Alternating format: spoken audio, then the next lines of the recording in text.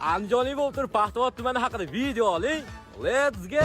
Bugun sizlarga Paxtavod tumani haqida gaplashamiz. Paxtavodda hamma biladigan do'kon shu bo'ladi, eng katta do'kon. Soy tarafga ham o'tdik. Bu soyning nomini kim biladi? Bu soatni bilmagan paxtavodlik emas. Paxtavodda yana bir yangi do'kon ochilibdi. Sizlar kirib ko'rdinglarmi? Endi sizlar bilan yoshlikka qaytamiz. Shu sheriyonni kim rasmga tushgan? Bu bo'g'am ancha eskiribdi, lekin biz yoshligimizda mazza qilib o'ynagan. Shu halincho'larda rasm uchib ham to'ymaganman. Shuni sizdan nimaga qiziqqanmisiz? Men yoshligimdan beri bor.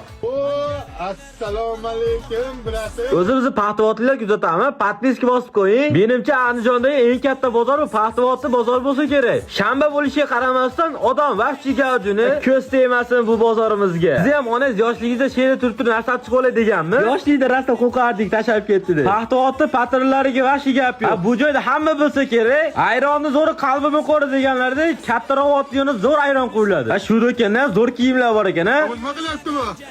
Siz meni Paxtavodni qayerdan kuzatasiz? Keyingi joyda kommentariyaga yozib keting.